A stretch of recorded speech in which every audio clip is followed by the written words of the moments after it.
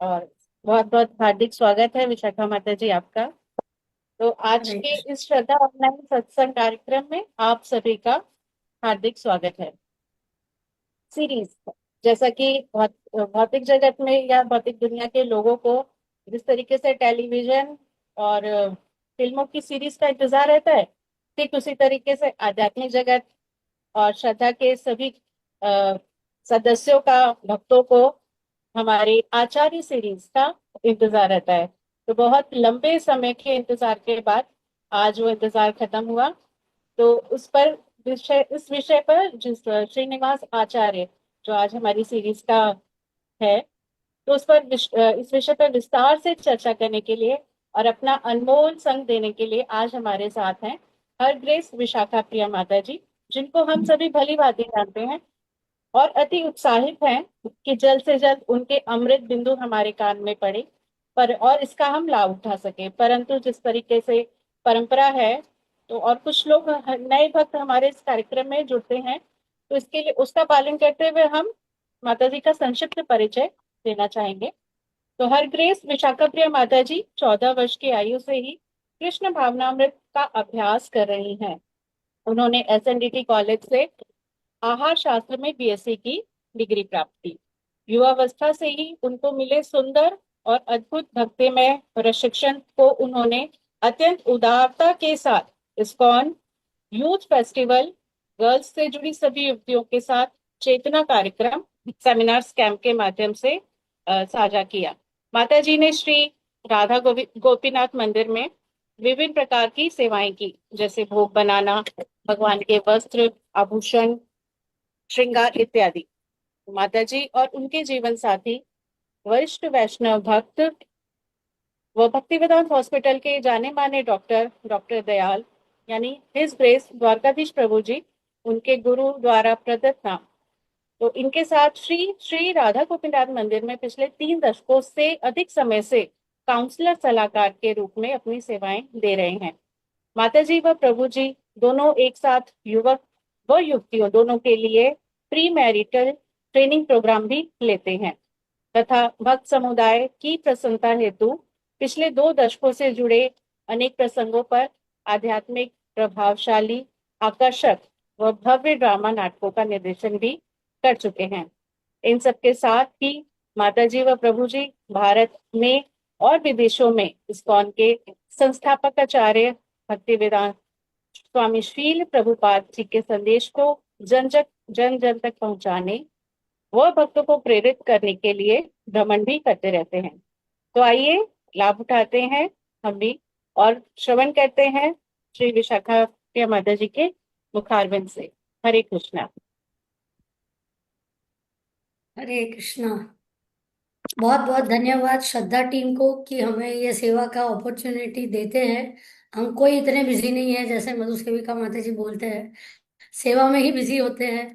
भक्तों का संग लेने के लिए हम लोग आतुर होते हैं। तो thank you very much once again ये अपॉर्चुनिटी देने के लिए कि हम एक दूसरे के साथ इंस्पिरेशनल बात कर सके कि कैसे हम भक्ति में आगे बढ़ सके। तो जैसे हमें मालूम है कि हम लोग ने भक्ति का मार्ग चुना है तो भक्ति में हम लोग सब मोस्टली यहाँ पे जो उपस्थित है वो सब गृहस्थ लोग हैं। और हमारा एंडेवर क्या रहता है कि कैसे हम लोग एक कृष्णा कॉन्शियस फैमिली लाइफ बिता सके। लेकिन आज के जमाने में ये करना कोई इजी बात नहीं है क्योंकि इतने सारे इन्फ्लुएंसेस हमारे ऊपर आते रहते हैं। जैसे one of the most famous profession आज का क्या है, सोशल मीडिया इन्फ्लुएंसर्स।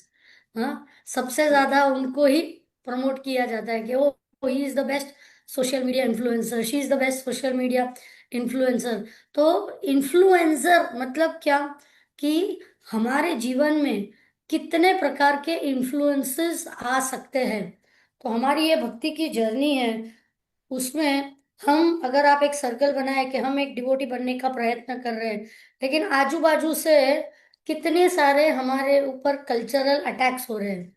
हाँ, कितने कल्चर्स हमें इन्फ्लुएंस कर रहे हैं। एक तो है जो सोसाइटी, भारतीय कल्चर, जहाँ हम लोग भारत में रहते हैं, अमेरिका में रहते हैं तो अमेरिकन कल्चर, लेकिन भारतीय कल्चर हमें बहुत प्रकार से इन्फ्लुएंस देता है। राइट। एक सोसाइटी का कल्चर होता है, जहाँ पे भी हम रहते हैं वहां पे सोसाइटी का कल्चर रहता है। प्लस इंडिया में रहते हुए भी हमारे ऊपर वेस्टर्न कल्चर का तो काफी इन्फ्लुएंस है ही है। हाँ, लेकिन क्योंकि हम इस्कॉन के भाग है, हमारे ऊपर इस्कॉन के कल्चर का भी इन्फ्लुएंस होता है। राइट। तो कल्चर ऑफ प्रभुपाद टीचिंग्स, जो प्रभुपाद के मैसेज है हमारे ऊपर, वो हमें भी इन्फ्लुएंस करता है। तो ये अलग अलग प्रकार के सब कल्चर का जो नेट रिजल्ट है वो हम है। आप और हम इन सब कल्चर्स का एक नेट प्रोडक्ट गिने जाएंगे। राइट। क्योंकि भक्ति एक चार खंभे के ऊपर खड़ी होती है। जैसे हमने लास्ट टाइम नरोत्तम दास ठाकुर के बारे में बात किया था, तो उनका एक बहुत सुंदर भजन है जिसमें वो क्या बोलते हैं, हरि गुरु वैष्णव भगवत गीता। ये चार स्तंभ है भक्ति के। हाँ, हरि किसका, हरि के साथ हम क्या करते हैं, हरि की शरणागति लेते हैं, वी सरेंडर टू हरि। गुरु क्या होते हैं, हरि के प्रतिनिधि होते हैं। तो हरि को सरेंडर करते हैं, और गुरु को हम क्या करते हैं, उनके इंस्ट्रक्शन को फॉलो करने की कोशिश करते हैं। सो there is obedience to Guru. Right. तीसरा जो पिलर है वो वैष्णव का पिलर है, और उसमें हम क्या करते हैं, हम लोग एक we try to serve in friendship, जो प्रेम मैत्री का व्यवहार होते हैं वैष्णवों के साथ, हम उस स्तंभ को इस तरह से होल्ड करते हैं। और चौथा है भगवत गीता, जो हम सीखने की, फॉलो करने की और जीने का प्रयास करते हैं कि किस तरह से हम उसके जो इंस्ट्रक्शंस है उसको अपने जीवन में डाल सके। राइट। तो जब ये चार पिलर भक्ति के जो स्तंभ है, तो ऐसे व्यक्ति जिसमें ये चारों पिलर का उदाहरण दिखे हमें, उसी को आचार्य कहा जाता है। जो वो आचार्य जो हरि को शरणागत होते हैं, वो आचार्य जो गुरु को, वो व्यक्ति जो गुरु को ओबीडिएंट रहते हैं, वो व्यक्ति जो वैष्णव के साथ प्रेम मैत्री का संबंध रखने की कोशिश करते हैं, और वो व्यक्ति जो शास्त्रों को अपने जीवन में उतारने की कोशिश करते हैं, ऐसे व्यक्ति को हम क्या बोलते हैं, आचार्य। तो हमने आज ना एक आचार्य का ये बनाया है। आचार्य stands for what, ACHARYA।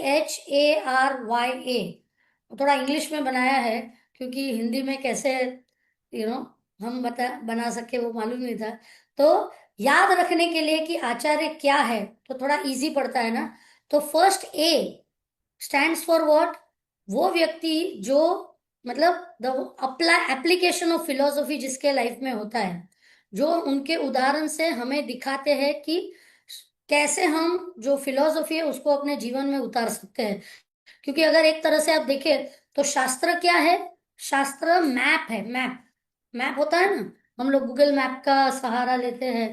Right. कहीं पे भी जाने के लिए तो हमारा डेस्टिनेशन क्या है, भगवत धाम जाना। और शास्त्र एक मैप की तरह होते हैं, और आचार्य कौन होते हैं, उन ट्रैवलर्स की तरह होते हैं जो हमारे पहले ट्रैवल कर चुके हैं, और वो हमें डायरेक्शन देते हैं कि भाई अरे अरे ये रास्ते से मत जाना, यहाँ पे डेंजर और डाइवर्जन है, ये रास्ते से जाना, ये सेफ रास्ता है जाने का। तो जो हमें इस तरह से गाइडेंस देता है कि यहाँ से फिसल जाओगे, यहाँ से मत जाओ, यहाँ से जाइए, उसी को आचार्य कहा जाता है।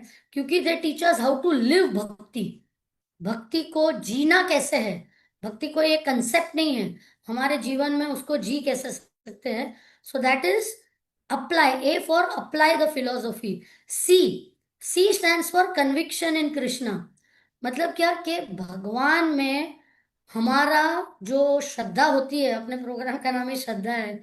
हाँ, हमारे भगवान में श्रद्धा को दृढ़ बनाता है। जब उनके जीवन का उदाहरण हम देखते हैं तो हमें भी लगता है कि अरे हमें भगवान की रक्षा में, भगवान के प्रेजेंस में हमें क्या करना चाहिए, फेथ होना चाहिए, श्रद्धा होनी चाहिए। तो उनके जीवन के उदाहरण को देख के हमें हमारी श्रद्धा क्या होती है, थोड़ी डीप हो जाती है, हमारे कन्विक्शन स्ट्रांग हो जाते हैं कि नहीं, यस दिस इज पॉसिबल, भक्ति कर सकते हैं, भक्ति का मार्ग वायबल है। Right. So C stands for conviction in Krishna. H H stands for humility and holiness. Holiness मतलब क्या, उनका होली मतलब शुद्ध कैरेक्टर जो उनका होता है ना, उनकी पर्सनैलिटी, उनके क्वालिटीज जो होते हैं, जो हम देखते हैं कि वो हम्बल होते हैं, सरेंडर्ड होते हैं, कंपैशनेट होते हैं, उनका कितना भगवान के प्रति प्रेम है, कितने होली व्यक्ति है। और you say no this person is a very holy man. Holy मतलब क्या, उनके चरित्र से होली होते हैं। तो आचार्य के जीवन से हम उनका चरित्र समझ सकते हैं, जिससे उनका जो स्पॉटलेस कैरेक्टर होता है, कि एक भक्त को कौन से क्वालिटीज डेवलप करने चाहिए अच्छा भक्त बनने के लिए। तो एच स्टैंड्स फॉर दैट। वापस एक और ए आता है। ए stands for what? Aspiration in excellence इन भक्ति। एस्पिरेशन मतलब क्या कि एस्पिरेशन को क्या बोलेंगे, कि हमारी जो स्पिरिचुअल, मतलब इनके बारे में सुनने से हमें भक्ति और भगवान के प्रति, व्हाट यू कॉल एस्पिरेशन इन हिंदी? इच्छा, इच्छा। हमारी जिज्ञासा। एक अच्छा, जिज्ञासा। अच्छा, अच्छा बनने की, जिज्ञासा। हाँ जिज्ञासा, जिज्ञासा मतलब। अभिलाषा, अभिलाषा।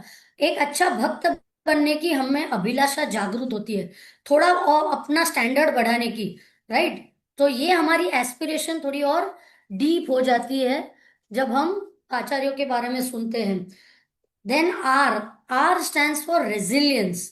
रेजिलियंस मतलब हर एक आचार्य का, जब भी जिनके बारे में भी हमने बात की और जिनके बारे में भी हम बात करेंगे आगे, उनका किसी का भी जीवन एकदम ऐसा स्मूथ रेड कारपेट जैसा रहा है? या तो उनको हेल्थ प्रॉब्लम्स थे, लोग उनको क्रिटिसाइज करते थे, उनको ऑपोजिशन था, उनको सेटबैक्स आए उनके प्रीचिंग में, कितने प्रकार से नकारात्मक चीजें उनके जीवन में हुई, लेकिन उन्होंने क्या किया? दुखी होके बैठ गए कभी? कभी नहीं बैठे, right. They were very resilient, कि कुछ भी हो, इन सब के ऑब्स्टिकल्स के होते हुए भी भक्ति में हमें आगे बढ़ते रहना है।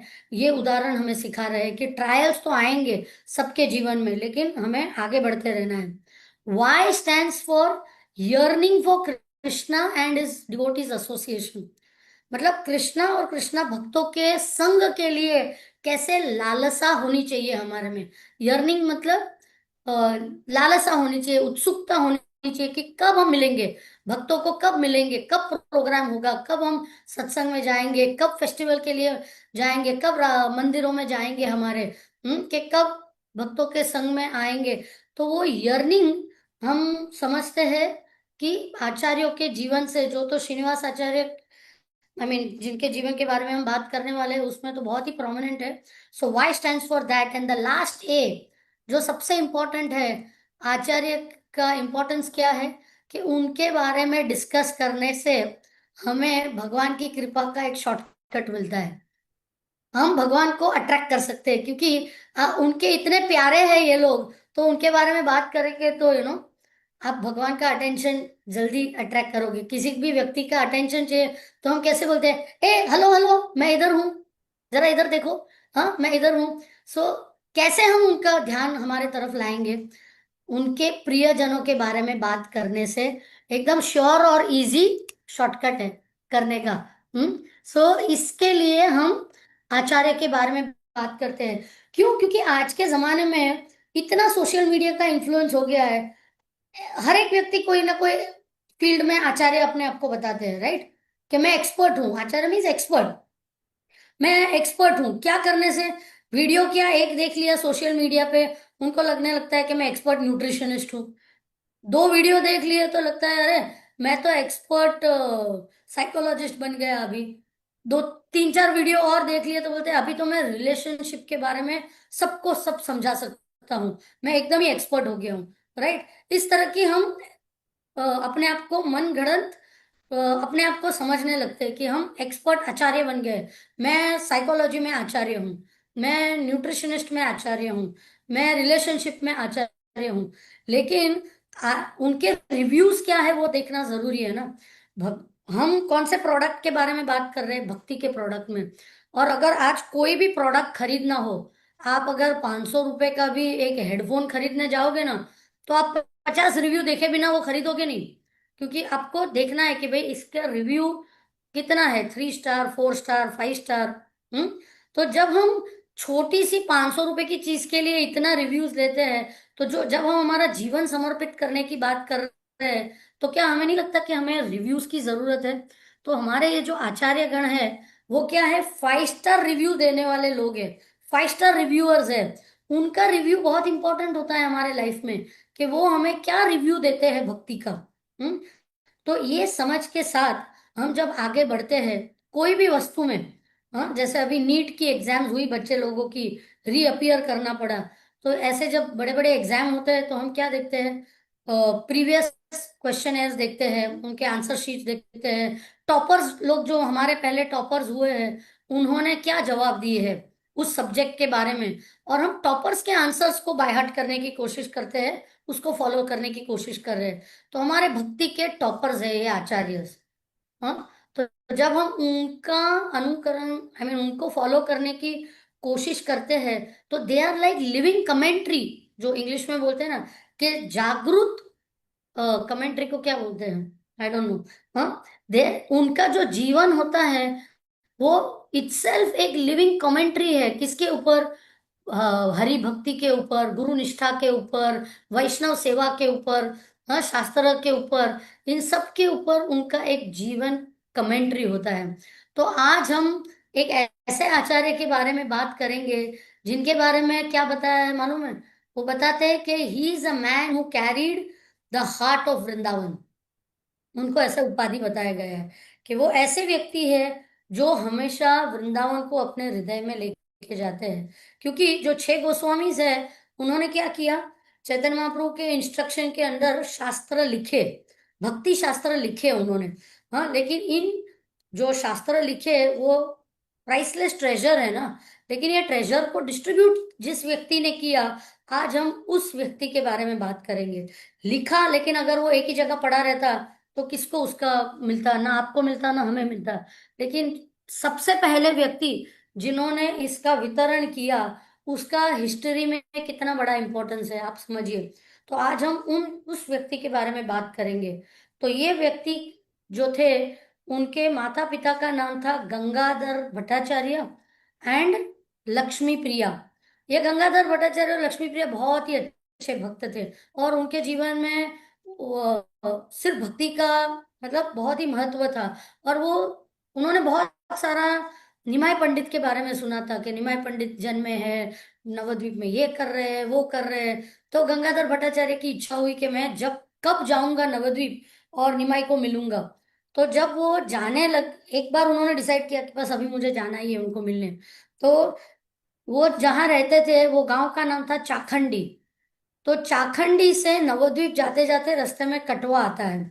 तो वो कटवा से गुजर के जब जा रहे थे तो उन्होंने देखा बहुत ज्यादा भीड़ इकट्ठी हुई है उधर। तो जहां पे भी हम भीड़ इकट्ठे होते हैं तो लोगों को पूछने की इच्छा होती है, अरे क्या हुआ भाई, क्या हुआ, क्यों इतनी सारी भीड़ इकट्ठी हुई है। तो जब उन्होंने पूछा तो उन्होंने बोला, अरे मालूम नहीं है, आपको मालूम नहीं है, वो ग्रेट निमाय पंडित संन्यास ले रहे हैं।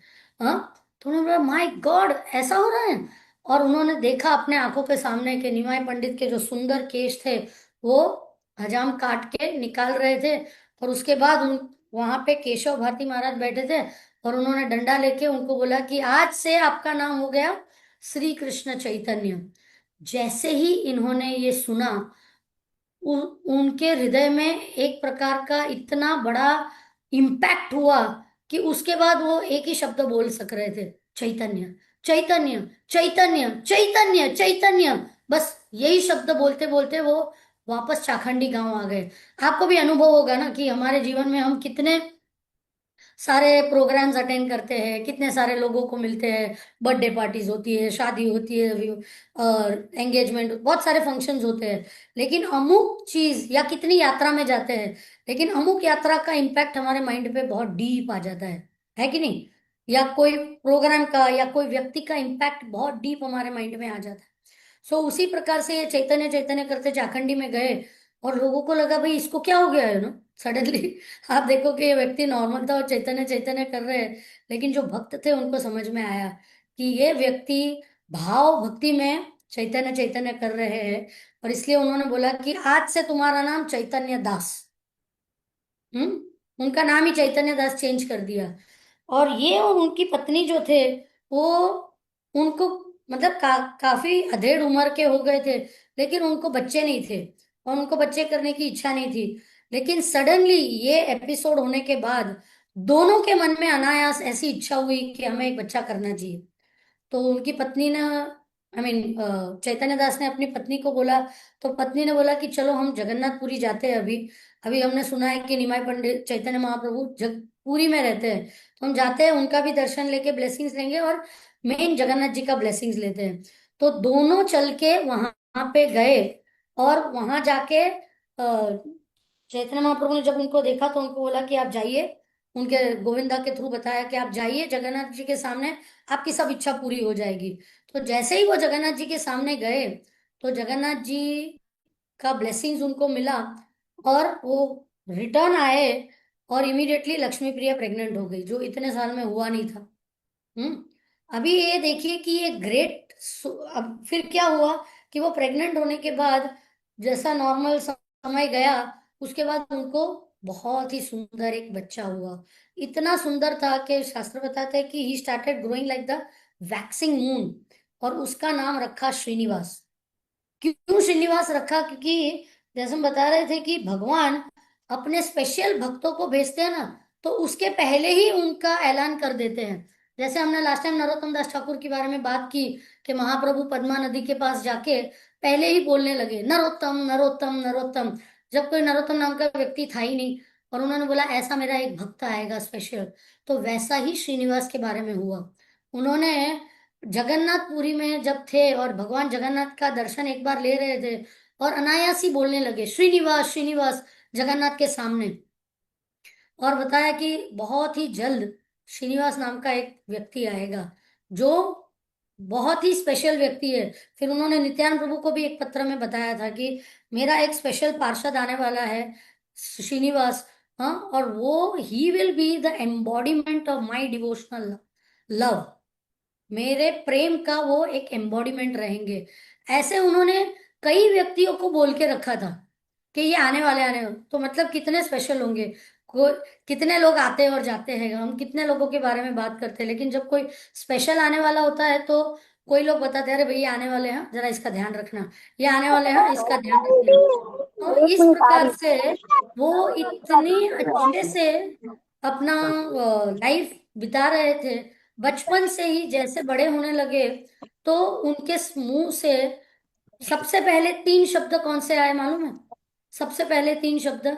सबसे पहला शब्द उन्होंने, हम लोग बच्चा बोलते हैं तो बोले बेटा बोल मम्मा, पप्पा बोल पप्पा। ऐसा हमारी इच्छा होती है ना कि भाई मेरा नाम ले मेरा। लेकिन ये बच्चा जैसे ही बड़ा होने लगा, पहला शब्द उसके मुंह से निकला चैतन्य, दूसरा शब्द निकला राधा, और तीसरा शब्द था कृष्णा। अभी बोलो, ऐसा व्यक्ति जो बचपन के सबसे पहले तीन शब्द ये बोले, उसका क्या बोलना चाहिए। तो एनीवे वो बड़ा होके शास्त्र अध्ययन करने लगे, और जैसे थोड़े उम्र के हुए तो उनके पिताजी ने बोला कि अभी आप बाजू के गांव में श्रीखंडा करके है, वहां पे द ग्रेट नरहरि सरकार रहते हैं, आप जाके उनसे शास्त्र का अध्ययन करिए। तो ये इमीडिएटली उधर गए, और जैसे ही नरहरि सरकार ने उनको देखा श्रीनिवास को, उनको इतना प्रेम आया, उनको उन्होंने आलिंगन करके, एक गुरु शिष्य का तो संबंध था उनका, लेकिन एक बाप बेटे का संबंध कैसे होते हैं, पिता की तरह वो उनको प्रेम देने लगे और उनको शास्त्र सिखाने लगे। और सिखाते सिखाते एक दिन उनको एक समाचार मिला कि अभी सुन, अद्वैत आचार्य ने चैतन्य महाप्रभु को एक मैसेज भेजा है।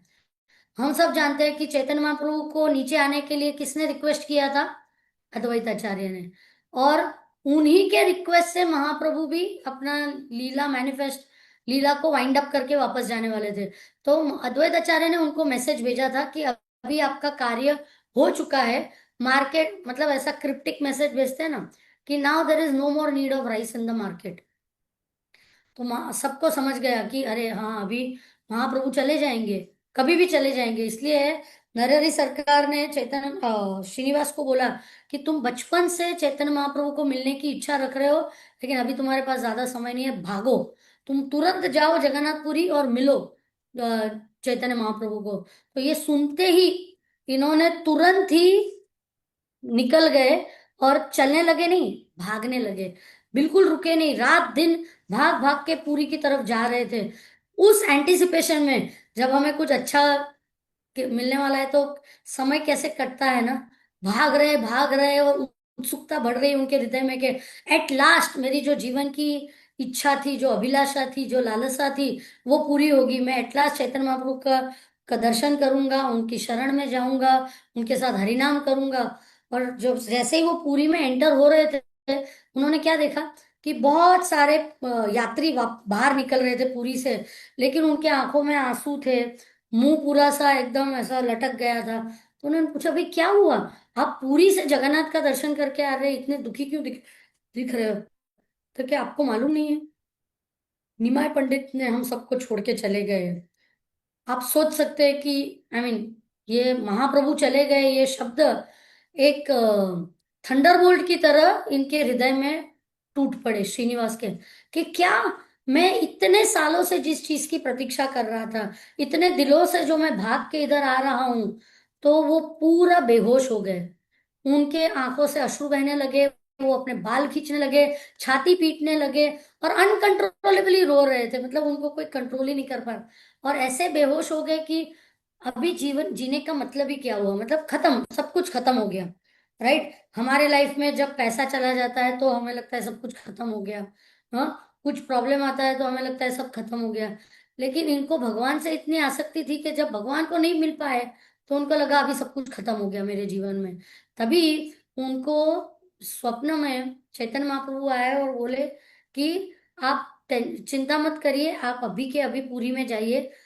वहां पे मैंने गदाधर पंडित को बोल के रखा है कि तुम आओगे और आप भागवतम का उनसे अध्ययन करिए। तो आप जाइए, वो मेरे से नॉन डिफरेंट है।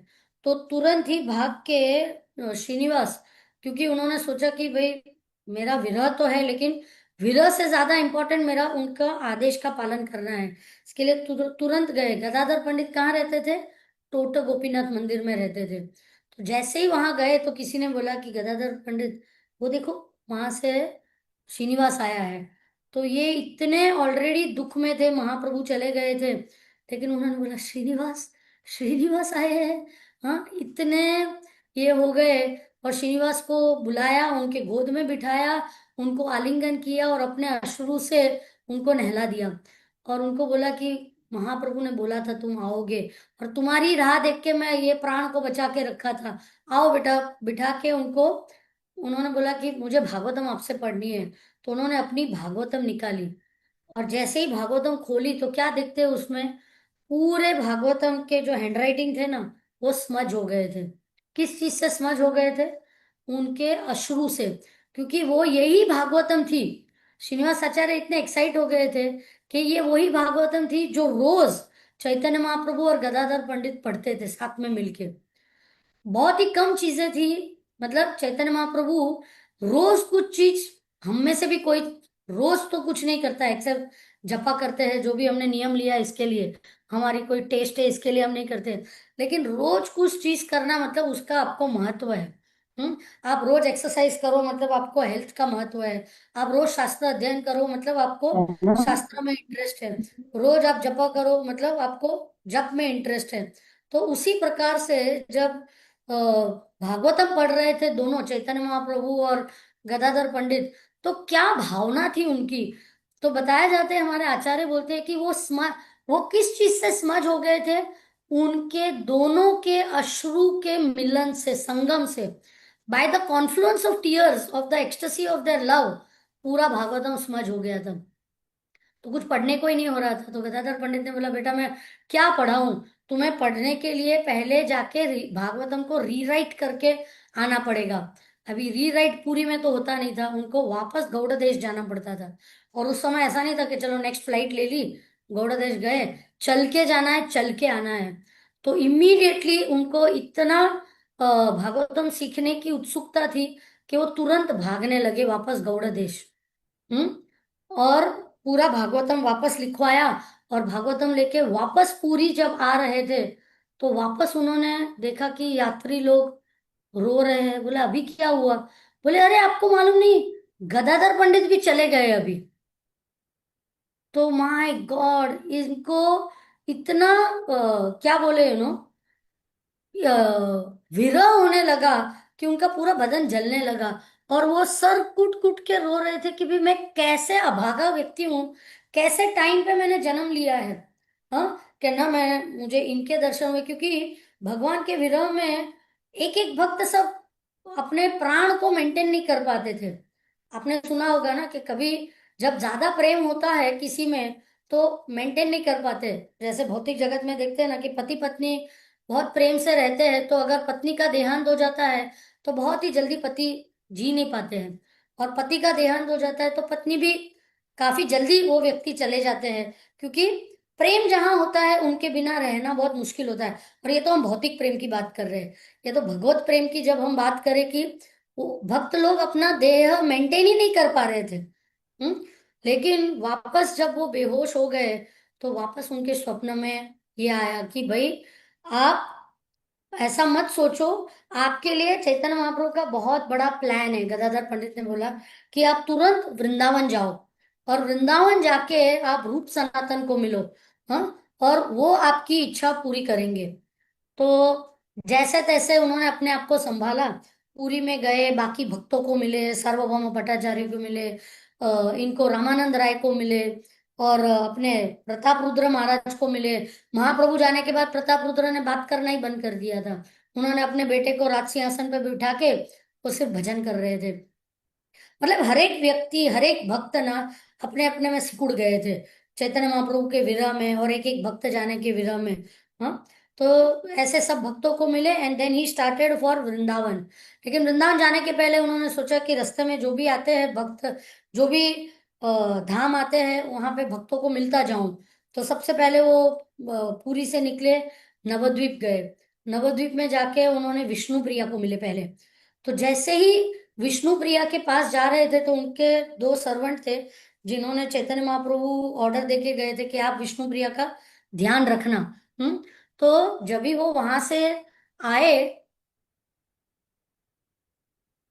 तो सर्वेंट्स ने विष्णु प्रिया को बोला कि देखो श्रीनिवास आए हैं। तो विष्णु प्रिया ने भी बोला श्रीनिवास आए हैं, कल ही मेरे स्वप्न में मेरे प्रभु गौरांगा आए थे, और उन्होंने मुझे बोला कि कल मेरा भक्त श्रीनिवास आएगा आपके पास और आप उसको प्रेम दीजिए। हाँ, तो इमीडिएटली विष्णु प्रिया इतने प्रेम विभोर हो गए और उनको अपना मातृ प्रेम दिखाने लगे उनको। और फिर उन्होंने बंसीवदन दास जो उनके सर्वेंट थे उनको बोला कि उनको बाकी भक्तों से मिलाओ नवद्वीप के। तो उनको लेके गए मिलने, मुरारी गुप्ता को मिलने, कोलोवेच श्रीधर जो भी नवद्वीप में रहते हैं, नंदनाचार्य, उन सबको मिलने के लिए लेके गए श्रीनिवास। और ऐसे ये सब भक्तों को मिलके उनको इतना आनंद होने लगा। हालांकि उनका हृदय दुख में था कि महाप्रभु को नहीं मिल सके, लेकिन महाप्रभु के पार्षदों को मिलके एक दूसरे प्रकार का आनंद का अनुभव कर रहे थे श्रीनिवास। फिर वहां से निकल के वो शांतिपुर गए। शांतिपुर में अद्वैत आचार्य चले गए थे, लेकिन उनके पुत्र थे अच्युतानंद, उनको मिले। फिर वहां से निकल के वो गए अंबिका कालना गए, वहां मिले। फिर वो गए करदाहा जहाँ पे जानवा देवी रहते हैं। नित्यानंद प्रभु का घर है करदाहा में। हाँ, सो करदाहा गए, वीर चंद्र को मिले, नित्यानंद प्रभु के पुत्र को, जानवा देवी को मिले, नित्यानंद प्रभु की वाइफ को। और उन्होंने तभी उनको मैसेज दिया कि अभी आप ब्रज जाने के पहले कहाँ पे जाइए, आप जाइए खानाकुला कृष्णा नगर में जहाँ पे अभिराम ठाकुर रहते हैं। ओके, सो अभिराम ठाकुर हम सबको मालूम है कि वो किस चीज के लिए फेमस थे, कि वो भक्तों को कृपा देते थे अपनी चाबुक से। उनके पास एक स्पेशल चाबुक थी जिसका नाम था जय मंगल। हाँ, और जब उनको प्रेम आता था ना, अलग अलग व्यक्ति का प्रेम व्यक्त करने का अलग अलग तरीका होता है ना। मतलब सेम तरीके से प्रेम नहीं एक्सप्रेस करते हैं वो लोग। तो उन्होंने क्या किया, अपना प्रेम व्यक्त करने के लिए श्रीनिवास आचार्य जब आए तो उनको चाबुक से एक बार टच किया। हाँ, उनको जैसे ही टच किया तो इनको अष्टविकार आने लगे भगवत प्रेम के। तो इमीडिएटली उनको जब अष्टविकार आने लगे तो तुरंत ही दूसरी बार टच किया तो वो और इंटेंसिफाई होने लगे। तीसरी बार टच किया उनसे खुश होके तो और उनको भाव विभोर हो गया। और जब चौथी बार करने जा रहे थे तो उनकी पत्नी ने उनको क्या बोला कि प्लीज प्लीज अभी मत करो, छोटा बच्चा है अभी तो, मतलब इज जस्ट अ टीनेजर, वो कितना कोई सहन नहीं कर पाएंगे आपके इस तरह के क्या बोलते हैं जो आप मारने जा रहे हैं उनको, वो सहन नहीं कर पाएंगे, आप छोड़ दीजिए उनको। तो इस तरह से उनके साथ व्यवहार करने के बाद वो आए कहाँ पे, ब्रज की तरफ आए। और ब्रज में एंट्री करने के लिए सबसे पहला स्थान कौन सा होता है, विश्राम घाट, मथुरा में। तो विश्राम घाट के ऊपर आके स्नान कर रहे थे यमुना में, जहां पे उनको समाचार मिला। क्या समाचार मिला, देखा कि लोग बातें कर रहे हैं उधर। क्या बात कर रहे हैं कि हम आज ब्रज खाली हो गया। हाँ, अब ब्रज एम्प्टी हो गया। क्यों, क्योंकि सबसे पहले तो ये चले गए, वो चले गए, थोड़े दिन पहले सनातन गोस्वामी चले गए, और कल रूप गोस्वामी का देहांत हो गया, उन्होंने देह त्याग दिया। So this was a recurring theme in the life of Srinivas Acharya, कि एक के बाद एक, मतलब कितना आपका हृदय इसका आघात सह सकता है। हाँ, बोले, और कैसे ना कि इतना कष्ट करके आए और कल ही रूप गोस्वामी का उन्होंने देह त्याग दिया, राइट। तो ये इतने एब्सोल्युटली बेहोश हो गए।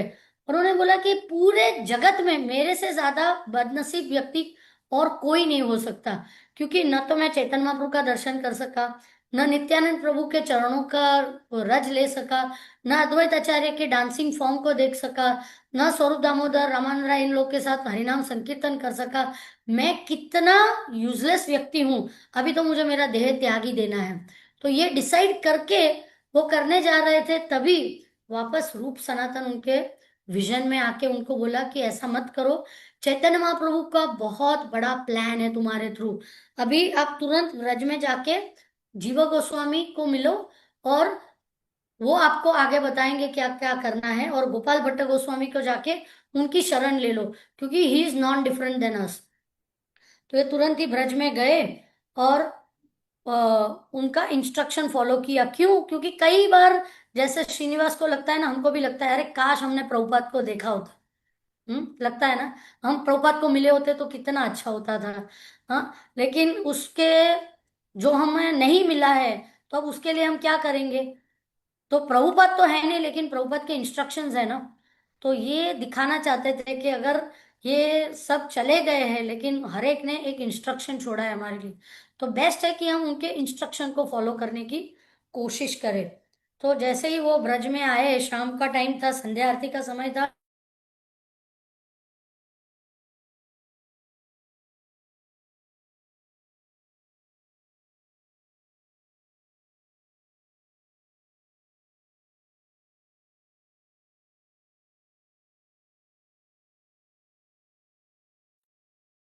शरण लीजिए।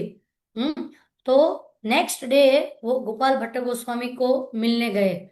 और गोपाल भट्ट गोस्वामी को जब मिले, तो उन्होंने क्या किया, इमीडिएटली उनको रिक्वेस्ट किया कि मुझे आप अपने शिष्य के रूप में स्वीकार करिए।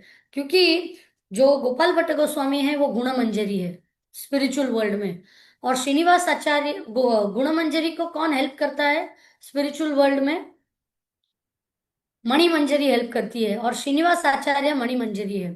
तो ऊपर भी वो उनके असिस्टेंट थे, और यहाँ पे भी वो उनकी शरण लेके उनको अपनी सेवा में असिस्ट कर रहे थे। लेकिन इंटरेस्टिंग बात है कि भक्ति रत्नाकर नामक जो पुस्तक है, उसमें पूरा डिस्क्रिप्शन दिया है कि इनिशिएशन सेरेमनी कैसे हुई थी उनकी। हम सबको इनिशिएशन, अपनी अपनी दीक्षा की सेरेमनी याद है, बहुत प्रेम से याद है। तो वहां पे ऐसे 500 डिवोटी थे और गुरु महाराज दीक्षा दे रहे, लेकिन इनका कैसे हुआ, एक गुरु और एक जन की दीक्षा हो रही है, और पूरा ब्रज इकट्ठा हुआ है उनके सौभाग्य को सेलिब्रेट करने के लिए। तो बहुत डीप में डिस्क्रिप्शन दिया है, लेकिन इंपॉर्टेंट चीज है कि उन्होंने उनको एक प्रश्न पूछा। गुरु ने शिष्य को दीक्षा देने के पहले एक प्रश्न पूछा। क्या प्रश्न पूछा, कि what is the essence of our Vaishnava teachings, हमारे जो गौड़िया सिद्धांत है, वैष्णव सिद्धांत, उसका एसेंस क्या है। तो बहुत सुंदर ये जवाब जो दिया वो हमें याद रखना चाहिए। श्रीनिवास आचार्य ने बोला कि एसेंस क्या है, एसेंस ये है कि चैतन्य महाप्रभु वो कौन है, ही इज द टॉप मोस्ट गुरु। और रूप सनातन जो है, उन्होंने रूल्स और रेगुलेशंस लिखे हैं जो अनादिकाल के लिए भक्तों के गाइड है। And third thing he said that obedience to guru is the essence of Vaishnava teachings. ये तीन चीज उन्होंने बताई कि क्या करना चाहिए। और इस प्रकार से उनकी दीक्षा हुई। और दीक्षा होने के बाद उन्होंने, गोपाल भट्ट गोस्वामी ने क्या किया, उनको जीव गोस्वामी के नीचे पढ़ाई के लिए समर्पित किया। जैसे अपने यहाँ पे भी गोपीनाथ मंदिर में सिस्टम्स है ना, पहले फोक मेंबर्स होते हैं, फिर वहां से ट्रांसफर होकर मेंटर सिस्टम में जाते हैं, फिर वहां से काउंसलर सिस्टम में जाते हैं। तो वैसे ही गोपाल भट्ट गोस्वामी ने बोला, मेरी मेरी रिस्पॉन्सिबिलिटी हो गई, आपको दीक्षा दी, अभी आप नेक्स्ट स्टेप अभी जीव गोस्वामी से आप सीखेंगे। तो इमीडिएटली ये श्रीनिवास आचार्य सीखने लगे। और उसी समय उन्होंने सुन के रखा था कि एक बहुत ही ग्रेट व्यक्ति है, बहुत अमीर व्यक्ति है, प्रिंस है, हाँ, लेकिन वो खेतुरी ग्राम से निकल के वो भी इधर पढ़ाई करने के लिए और ब्रज में अपना जीवन बिताने के लिए आ रहे हैं। तो इमीडिएटली वो इतनी आतुरता से राह देख रहे थे। और वो कौन था, नरोत्तम। तो नरोत्तम भी अगले दिन उधर आए। और जैसे ही वो आए, दोनों जन इतने घनिष्ठ दोस्त हो गए। उनकी जो मित्रता है वो वैष्णव समाज में एक उदाहरण है, किस चीज का, कि कैसे हमें भक्तों के साथ मैत्री संबंध रखने चाहिए, with Guru and Krishna in the centre, service in the centre. तो आपका रिलेशनशिप और स्ट्रांग होगा। हमारे बीच हम लोग कैसे, अरे तुम्हें भी क्रिकेट अच्छा लगता है, मुझे भी क्रिकेट अच्छा लगता है, अरे आपको भी स्विमिंग अच्छा लगता है, मुझे भी, हमारी दोस्ती ऐसे हो जाती है ना, अरे आप गुजराती मैं गुजराती, चलो दोस्त बन जाते हैं। मतलब ऐसा, और आप ही मेरे सेक्टर में रहते हैं, मैं भी आपके सोसाइटी में रहता हूँ, चलो दोस्त बन जाते हैं। तो हमारे भौतिक क्राइटेरिया होते हैं। लेकिन इसके कारण जब थोड़ी भौतिक कंसिडरेशंस आती है तो फ्रेंडशिप में भी प्रॉब्लम आ जाती है ना। जब इतने घनिष्ठ लोगों के बीच में भी मिसअंडरस्टैंडिंग होके दोस्ती टूट जाती है।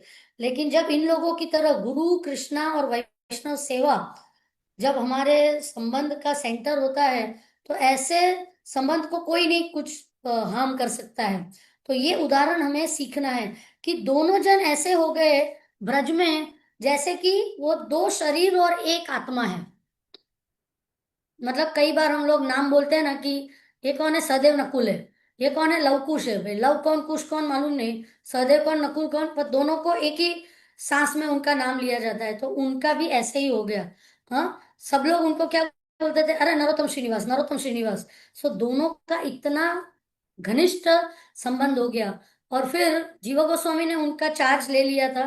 तो उन्होंने राघव पंडित, जो बहुत ही वरिष्ठ वैष्णव थे और बहुत ही ब्रज प्रेमी थे, उनको रिक्वेस्ट किया कि इन दोनों को जरा आप परिक्रमा के लिए, ब्रज मंडल परिक्रमा के लिए लेके जाइए। तो ब्रज की हर एक जगह का दर्शन राघव पंडित ने कराया। और आज हम जो बुक को रिफर करते हैं ना, जो ब्रज मंडल परिक्रमा की, that is the book of the description जो गोपाल भट्ट गोस्वामी ने नरोत्तम और श्रीनिवास को बताया था। और जो नवद्वीप धाम परिक्रमा की बुक है, जो भक्ति विनोद ठाकुर ने लिखी, that is the description of the परिक्रमा गिवन बाय जीव गोस्वामी टू नित्य, बाय नित्यानंद प्रभु टू जीव गोस्वामी। तो ये परिक्रमा है, इन लोगों ने दी हुई परिक्रमा को हम सबके साथ शेयर करते हैं, राइट। तो ये बहुत ही एक सुंदर उदाहरण हो गया। और एक दिन क्या हो गया कि श्रीनिवास ने बोला कि मेरी ना राइट साइड थोड़ी फड़क रही है, आंख फड़क रहा है। तो पुरुषों की जब राइट साइड फड़कती है तो उसका मतलब क्या होता है कि कुछ ऑस्पिशियस होने वाला है। स्त्रियों की लेफ्ट साइड फड़कती है तो ऑस्पिशियस होता है, पुरुषों की राइट साइड। तो बोले क्या होने वाला होगा। और अगले ही दिन श्यामानंद प्रभु आ गए ब्रज में। और तीनों जन इतने घनिष्ठ दोस्त बन गए। मतलब काफी डिटेल में डिस्क्रिप्शन है, but we will not go into that. और तीनों जन गुरुकुल में साथ में रह के बहुत अच्छे से जीवन बिता रहे थे कि अभी इससे ज्यादा और क्या चाहिए। धाम में रह रहे, गुरु की सेवा कर रहे, गुरु के आश्रम में रह रहे, वैष्णव का संग ले रहे हैं, हरि कीर्तन हो रहा है, हरि भजन हो रहा है, this the goal of life.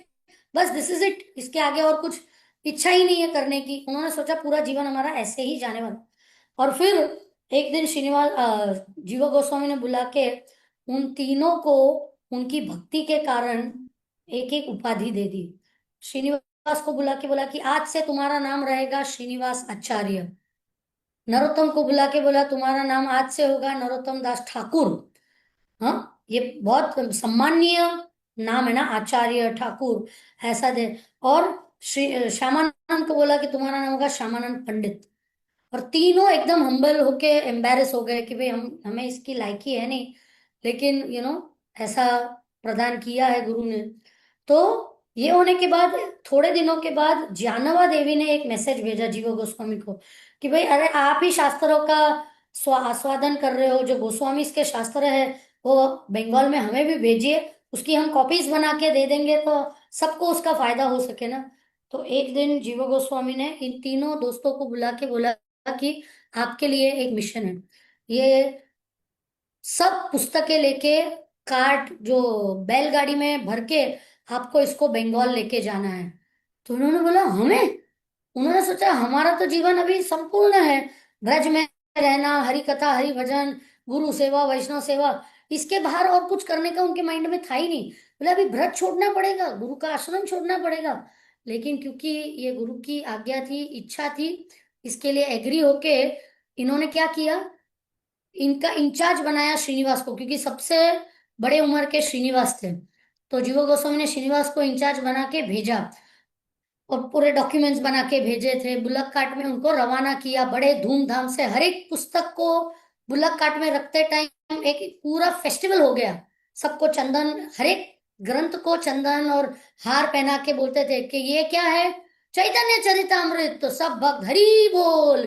फिर दूसरा बोलेंगे ये उज्जवल लीलामणि है, तो सब हरि बोल। हाँ, ये विदग्ध माधव हरि बोल, ये ललित माधव है हरि बोल, ऐसे करके पूरा कार्ट भर के भेज दिया।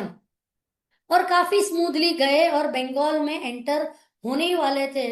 और बंगाल के बॉर्डर पे एक गांव है जिसका नाम है वान विष्णुपुर।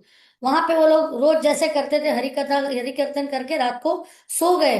लेकिन बदकिस्मती से उनके गार्ड भी सो गए।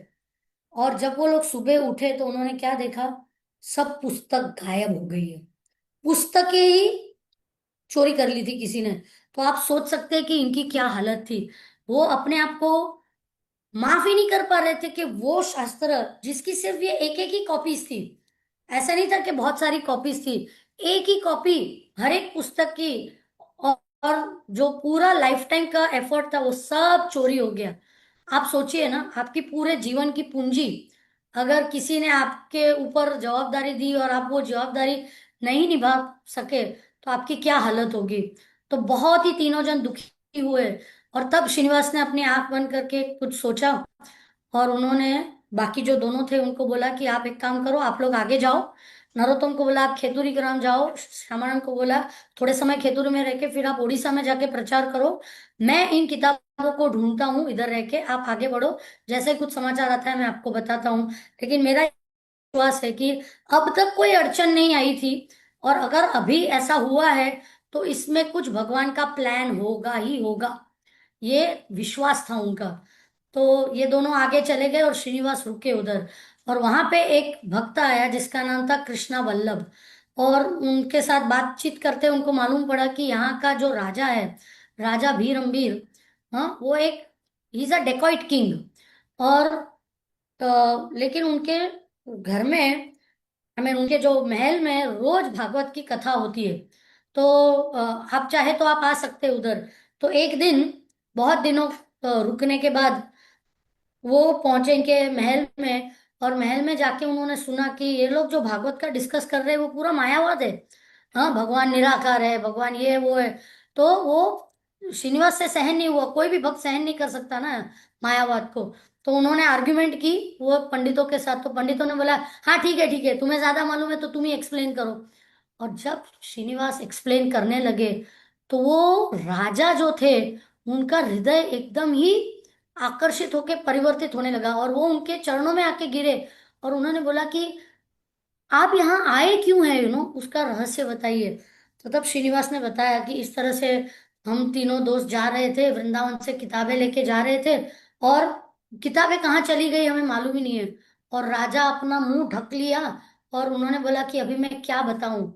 बोले कि थोड़े दिन पहले मेरा जो एस्ट्रोलॉजर है, ज्योतिष, उसने मुझे बोला कि अमुक पिलग्रिम्स जा रहे हैं यात्री जिनके पास बहुत ही कीमती खजाना है, और अगर खजाना ये आपको मिला तो जिंदगी में आपको और कोई खजाने की जरूरत ही नहीं पड़ेगी।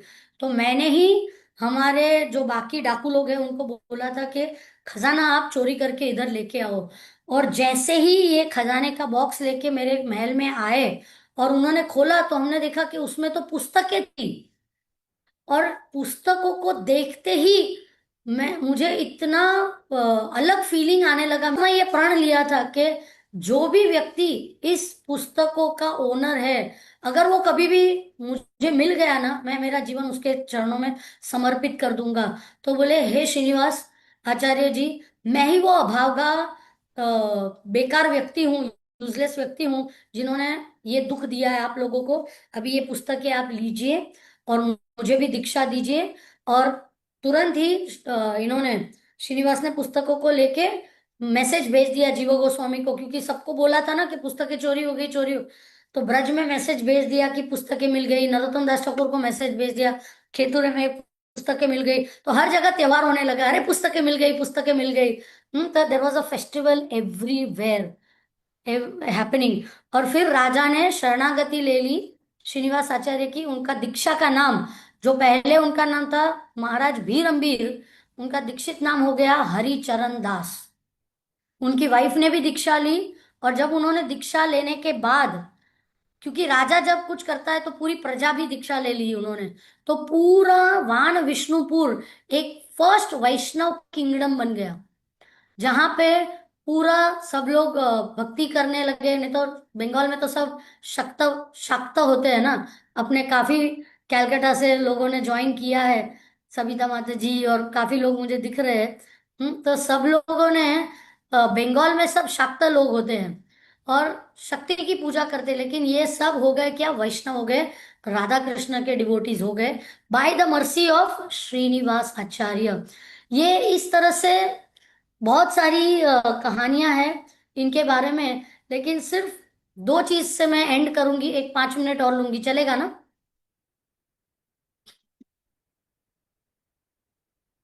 हाँ तो माता जी, कंटिन्यू ओके। प्लीज। सो सबसे पहली एक चीज है कि फिर वो रिटर्न थोड़े दिन रहे वाण विष्णुपुर में, और फिर वो वापस आए। कहाँ पे वापस आए? जाजीग्राम वापस आए, क्योंकि उनके पिताजी के देहांत के बाद वो लोग जाजीग्राम रहने आए थे।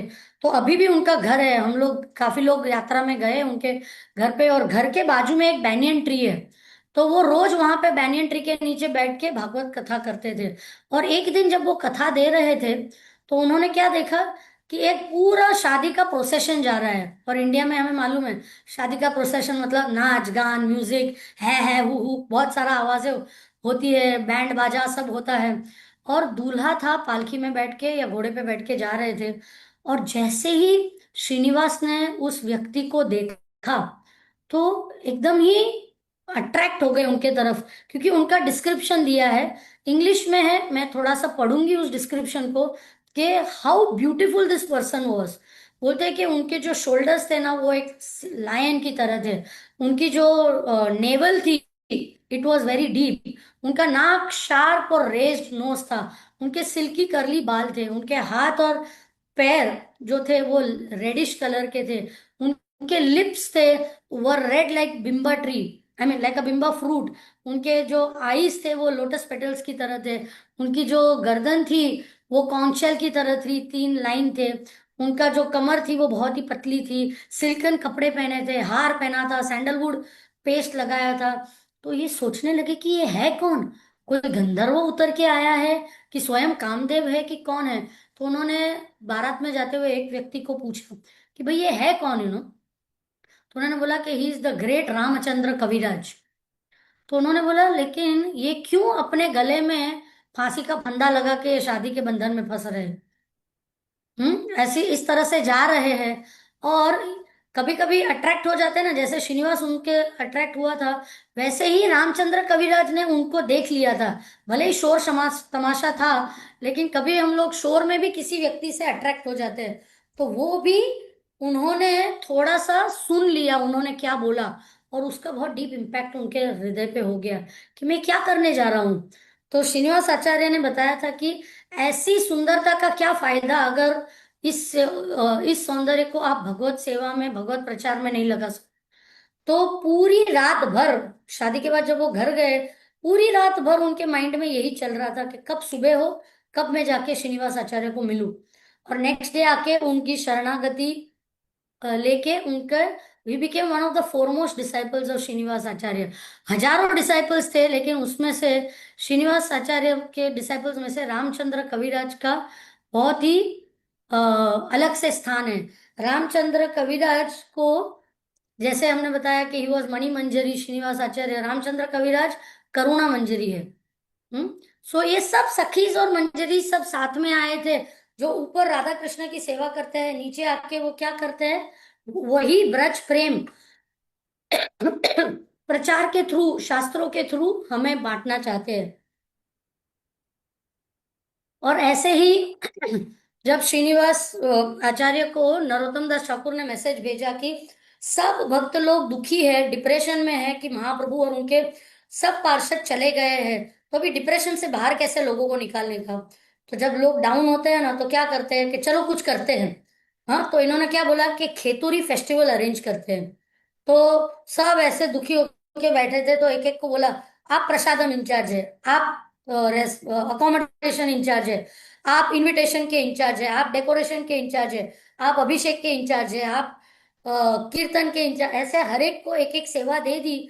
और सब एकदम एक्टिवेट हो गए, क्योंकि जब सेवा करनी होती है तो दुखी होके तो सेवा कर नहीं सकते हम, हैप्पी होके करनी चाहिए सेवा। तो सब इतना अच्छे से बहुत ही बड़ा डिस्क्रिप्शन दिया हुआ है कि कैसे उन्होंने पूरा फेस्टिवल का आयोजन किया। और उस कीर्तन में पूरे पंचतत्व और पूरे सब एसोसिएट्स भी आ गए थे, जो उन्होंने देह त्याग दिया था। सब लोग आए और इतना सुंदर कीर्तन हुआ। नरोत्तम दास ठाकुर ने कीर्तन किया और श्रीनिवास आचार्य ने भागवतम पढ़ा उधर।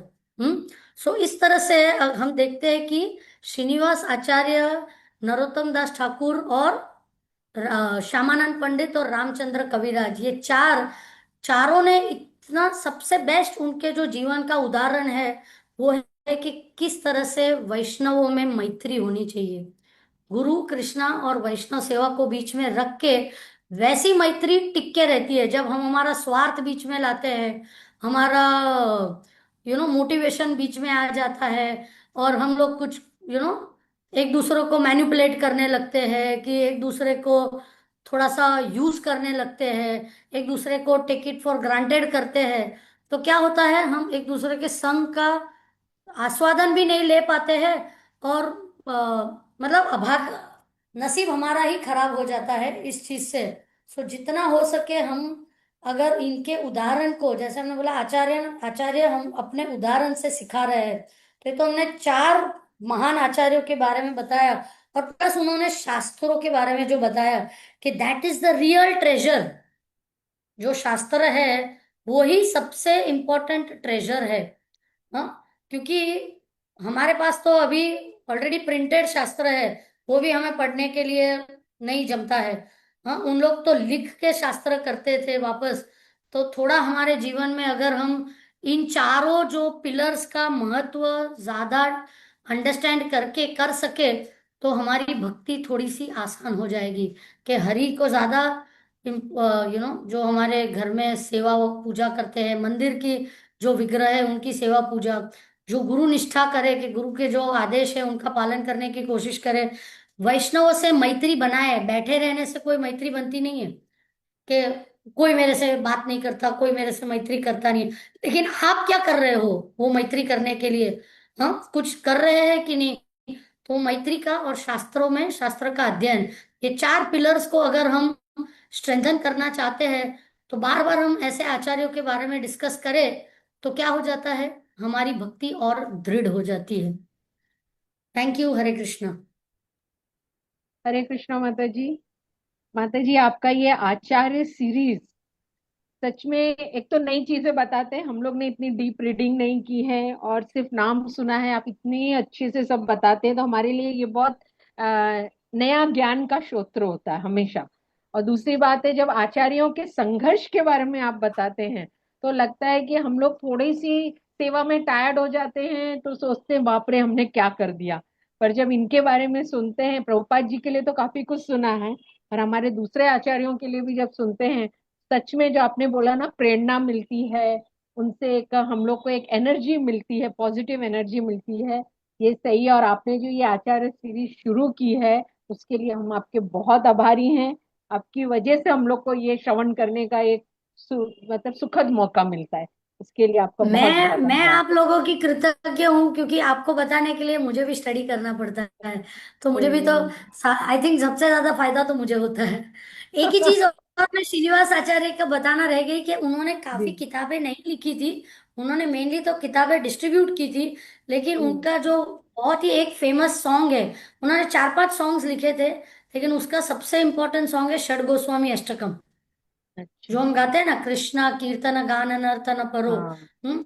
और ये भक्त लोग अपने एक दूसरे में एक क्या इतना प्रेममय संबंध था कि जब एक का देह त्याग हो गया, हमने देखा एक भक्त चले गए तो दूसरे चले गए, तीसरे चले गए। इसके लिए जब हम ये नीलो प्रेमाधन गाते हैं ना, for the prayers of the departed soul, तो उसमें बोलते हैं ना कि कहाँ मोरा गौरन नटराज, कहाँ कहाँ रूप सनातन, कहाँ आचार्य ठाकुर, एका काले कोट गेलं, रामचंद्र संगम आगे नरोत्तम दास। इस प्रकार से जो यर्निंग रखते हैं ना एक दूसरे के प्रति। सो ये जो सॉन्ग्स है, दैट इज श्रीनिवास आचार्य ने षड गोस्वामी अष्टकम लिखी थी। Just one more piece of information. Thank you so much माता जी। Thank you. और आपने जो 4 पिलर्स बताए वो भी जरूरी, मतलब आचार्य का आपने इतना सुंदर डिटेल बताया वो कभी नहीं सुना था। फिर ये 4 पिलर्स जो हैं वो इतनी डीपली तो शायद हमारे जीवन में हम ना ला पाए, पर प्रयास जरूर कर सकते हैं कि भाई इम्पोर्टेंट चीज है और ये तो ये जो हमें है। इतना फास्ट फॉरवर्ड करके बताना पड़ता है, मुझे भी लगता है कि मैं एकदम राजधानी की स्पीड से, क्योंकि इतना सारा बताना है और समय कम है। अभी भी मैंने कितनी सारी चीजें नहीं बताई, पर क्या अरे करें, अभी 1 घंटे में खत्म करना होता नहीं है माता सबको। जी, 1.5 आवर भी आप ले सकते हैं। आपके लिए पूरा श्रद्धा आपके लिए ही, आप जितना चाहे उतना टाइम ना ना ना लीजिए। ना, अपने को रूल ब्रेक नहीं करना है, जो चल रहा है सिस्टम उसी के हिसाब से। But thank you each one of you, जो आप लोग हमेशा आते रहते हैं और हमें प्रेरित करते हैं कि जब सुनने की उत्सुकता होती है तो बोलने की भी उत्सुकता होती है। Thank Thank you, you Hare Krishna, so and much. we Hare pray that we are Krishna. always blessed by our acharyas to carry on our struggle on the path of bhakti. Thank you so much माता। वंशकल्पतरुभ्यश्च कृपा सिन्धुभ्येव च वासुदेव के- पतितानां पावनेभ्यो वैष्णवेभ्यो नमो नमः।